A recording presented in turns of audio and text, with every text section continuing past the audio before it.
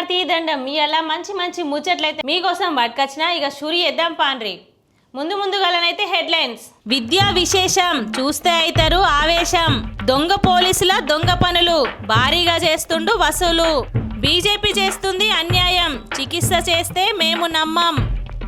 ఆంధ్రాల తీస్తారంట చెత్త, ఎక్కడ వేస్తారంట. దీదీకి దిక్కు లేదు, అభ్యర్థులకు ఆపే హక్కు లేదు.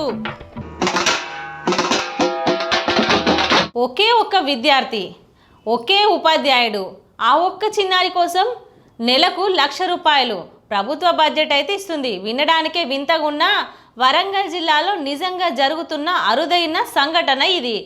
వరంగల్ జిల్లా వర్ధన్నపేట పరిధిలోని కోనపురం ప్రభుత్వ ప్రాథమిక పాఠశాల ఇప్పుడు రాష్ట్ర వ్యాప్తంగా తీవ్ర చర్చనీయాంశంగా మారింది. ఇక్కడ 2వ తరగతి చదువుతున్న ఈరెల్లి విక్కీపాల్ అనే బాలుడు, ఆయన కోసము టీచర్ జగన్మోహన్ రావు ప్రతిరోజు క్రమం తప్పకుండా విధులకు హాజరవుతున్నాడు.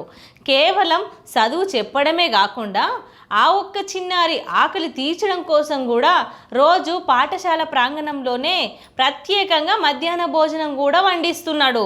ప్రస్తుతం ఈ ఒక్క విద్యార్థి, ఒక్క ఉపాధ్యాయుడు భోజనం వండేందుకు ఒక వంట మనిషితోనే ఈ పాఠశాల నడుస్తుంది. గతంలో పాఠశాలలో విద్యార్థులు ఉండేవాళ్ళు, కానీ కోనాపురం గ్రామం అలాగే వర్ధన్నపేట మున్సిపాలిటీలోని విలీనం చేయడంలో ఇక్కడ 19 విద్యార్థులు మున్సిపల్ స్కూల్కు మారిపోయారన్నట్టు. మిగిలిన గ్రామస్తులు కొందరు ఉపాధి కోసం వలస వెళ్ళడం జరిగింది.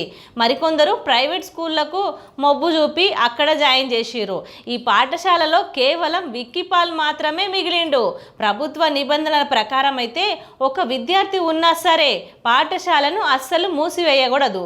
కాబట్టి ఆ బాలుడు విద్యా హక్కు కోసం ప్రభుత్వం నెలకు 1,00,000 రూపాయలు ఉపాధ్యాయుడికి వేతనం ఇస్తుంది. అలాగే వంట ఖర్చుతో పాటు ఒకవేళ ఆ పిల్లాడు కూడా రాకపోతే స్కూల్ మూతపడే ప్రమాదంలో ఉండటంతో టీచర్ జగన్మోహన్ రావు స్వయంగా బాలుడి ఇంటికెళ్ళి మరీ బడికి తోలుకొని వస్తున్నాడు. గ్రామీణ ప్రాంతాల్లో ప్రభుత్వ బడుల దుస్థితి గిట్లుందన్నట్టు. నిజంగా ఈ దృశ్యం అద్దం పట్టినట్టుగా అనిపిస్తుంది. చిన్నారి భవిష్యత్తు కోసం మంచిగా పనిచేస్తున్నాడు ఆ ఉపాధ్యాయుడికి నిజంగా సలాం చేయాల్సిందే. తిరుపతి జిల్లా పాకాలో నకిలీ పోలీసులు హల్చల్ చేసిరు. అదేమనుకుంటున్నారా?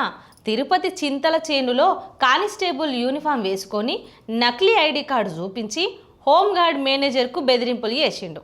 ఓ మహిళ హోమ్స్టే గదిలోకి వెళ్ళిన నకిలీ కానిస్టేబుల్ ఈరోజు తెల్లవారుజామున 3 గంటలకి హోమ్స్టే గదిలో నకిలీ కానిస్టేబుల్ ఉన్నాడు. ఉదయం 6 గంటలకు గది తలుపులు తెరవకపోవడంతో అనుమానం వచ్చి అలిపిరి పోలీసులకైతే సమాచారం ఇచ్చిర్రు. అతడు గుంటూరుకు చెందిన దాసరి కార్తిక్గా గుర్తింపు అయితే చేసిర్రు. నకిలీ పోలీసు ఐడి కార్డు యూనిఫాము స్వాధీనం చేసుకున్నారు.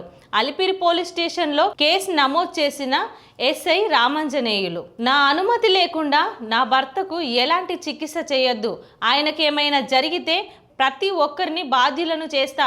ఢిల్లీ పోలీసు తీరుపై సోనం వాంగ్చుక్ భార్య గీతాంజలి చేసిన ఈ సంచలన హెచ్చరిక ఇప్పుడు దేశవ్యాప్తంగా సంచలనం రేపుతుంది.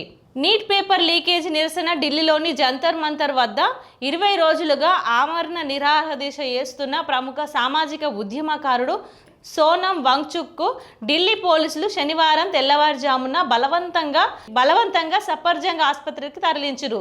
దీక్ష కారణంగా అనారోగ్యానికి గురైతుండగా వాంగ్చుక్ భార్య గీతాంజలి మాత్రం దీనిపైన తీవ్రంగా మండిపడ్డది. తన భర్త అనారోగ్యంగానే ఉన్నారని, కుటుంబ సభ్యులు లేదా వ్యక్తిగత వైద్యులు లిఖితపూర్వకంగా అనుమతి లేకుండా ఆయనకు సైలెంట్గా కానీ ఎలాంటి మందులు కానీ ఇవ్వకూడదని వీల్లేదని డిమాండ్ చేసింది. ఇది తమ ప్రాథమిక హక్కు అని, తమ సొంత డాక్టర్ పర్యవేక్షణ లేకుండా చికిత్స అందించి ఆయనకు ఏమైనా జరిగితే ఊరుకునేది లేదని హెచ్చరించింది. మరోవైపు కఠిన దీక్ష 9 కిలోల బరువు తగ్గినట్టు సోనం వాంగ్చుక్ తన పట్టు వీడడం లేదు. జూలై 20న పార్లమెంటు వర్షాకాల సమావేశాలు ప్రారంభించిన సందర్భంగా చేపట్టిన పార్లమెంటు మార్చ్ను విజయవంతంగా చేయాలని ఆయన పిలుపునిచ్చిండు.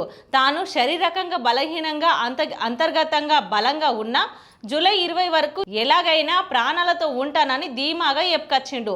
ఒకవేళ ఆ నిరసన విజయవంతం కాకపోతే తాను దయ్యంగానైనా తిరిగి వస్తానంటూ ఆయన చేసిన వ్యాఖ్యలు ఇప్పుడు సోషల్ మీడియా మొత్తం దుమారం రేపుతున్నాయి. అక్టోబర్ 2 నాటికి ఆంధ్రప్రదేశ్ రాష్ట్రాన్ని పూర్తిగా చెత్తరహిత రాష్ట్రంగా మారుస్తాం. చెత్తను సమస్యగా కాకుండా సంపదగా మార్చడమే మా ప్రభుత్వ లక్ష్యం. గుడివాడలో జరిగిన స్వర్ణాంధ్ర స్వచ్ఛాంధ్ర వేదికకు ముఖ్యమంత్రి నారాబాబు చంద్రబాబు నాయుడు చేసిన ఈ కీలక ప్రకటన ఇప్పుడు ఏపీ వ్యాప్తంగా హాట్ టాపిక్గా మారింది. కృష్ణా జిల్లా గుడివాడలో నిర్వహించిన స్వర్ణాంధ్ర స్వచ్ఛాంధ్ర కార్యక్రమంలో పాల్గొన్న సీఎం చంద్రబాబు నాయుడు రాష్ట్రాన్ని పరిశుభ్రంగా తీర్చిదిద్దేందుకు అక్టోబర్ 2 తేదీన గడువు విధించిందన్నట్టు. ఇందులో భాగంగా గుంటూరు, నెల్లూరు నగరాల కోసం ఎలక్ట్రానిక్ ఆటోలను ఆయన వర్చువల్గా ప్రారంభించిండు. రాబోయే ఆగస్టు 26 నాటికి దేశవ్యాప్తంగా 1140 ఈ ఆటోలను అందుబాటులోకి తెస్తామని, అలాగే 528 కోట్ల రూపాయల వ్యాయంతో 108 సమగ్ర ఘన వర్గాల ప్రాసెసింగ్ కేంద్రాలను ఏర్పాటు చేస్తామని వెల్లడించుకొచ్చిండు. మే 23 నుండి జూన్ 20 వరకు రాష్ట్రంలో ఆపరేషన్ క్లీన్ స్వీప్ విజయవంతంగా నిర్వహిస్తామని గుర్తు చేసిన సీఎం స్వచ్ఛ రథాల ద్వారా ప్రజల నుండి చెత్తను కొనుగోలు చేసి బదులుగా నిత్యావసర వస్తువులు అందిస్తామని, ఇందుకోసం ఇప్పటికే 16 కోట్ల రూపాయల ఖర్చు చేసినామని మంచిగానే చెప్పుకొచ్చిండు. రాబోయే రోజుల్లో ప్రతి ఒక్కరూ తమ ఇంటి పైకప్పులపై సౌర విద్యుత్ ప్యానెళ్లను ఏర్పాటు చేసుకొని సొంతంగా కరెంటు తయారు చేసుకోవాలని చంద్రబాబు ఈ సందర్భంగా పిలుపునిచ్చిండు. పశ్చిమ బెంగాల్ రాజకీయాల్లో పెను సంచలనం. టీఎంసీ అగ్రనేత ఎంపీ అభిషేక్ బెనర్జీ ఆఫీసు పైన దూసుకెళ్లిన బుల్డోజర్లు, అనుమతులు లేకుండా 5 అంతస్తుల భవనాన్ని కూల్చివేసిన అధికార యంత్రాంగం. ప్రస్తుతం దేశవ్యాప్తంగా ఈ విషయం చర్చనీయాంశంగా మారిపోయింది. తాజాగా పాలిటిక్ అప్డేట్ ఇదైతే జరిగిందన్నట్టు. పశ్చిమ బెంగాల్లోని పరగనాల జిల్లా అమ్తలాలో ఉన్న తృణమూల్ కాంగ్రెస్ జాతీయ ప్రధాన కార్యదర్శి ఎంపీ అభిషేక్ బెనర్జీకి చెందిన 5 అంతస్తుల ఎంపీ కార్యాలయాన్ని స్థానిక యంత్రాంగం శనివారం ఉదయం బుల్డోజర్లతోని కూల్చివేసింది. ముందస్తు బిల్డింగ్ ప్లాన్ ఆమోదం లేకుండా నిబంధనలు ఉల్లంఘించి ఈ కార్యక్రమాన్ని నిర్వహించారని ఫిర్యాదు ఆధారంగా అధికారులు ఈ చర్యను మంచిగా చేసిర్రంట. లీప్స్ అండ్ బౌండ్ సంస్థ పేరుతో ఉన్న ఈ భవనానికి సంబంధించిన సరైన పత్రాలు సమర్పించాలంటూ గతంలో నోటీసులు జారీ చేసిర్రు. ఎలాంటి స్పందన రాకపోవడంతో భారీ పోలీసులు మరియు కేంద్ర బలగాలు బందోబస్తుల మధ్య 3 బుల్డోజర్లతోని కూల్చివేసే పని పెట్టుకున్నారు. పశ్చిమ బెంగాల్లో అధికార మార్పిడి జరిగినప్పటి నుండి అక్రమ నిర్మాణాలపైన జరుగుతున్న ఉక్కుపాదంలో భాగంగానే ఈ చర్యను తీసుకున్నారని చెప్తున్నారు. అధికారులు బాగానే స్పష్టం చేసిరు.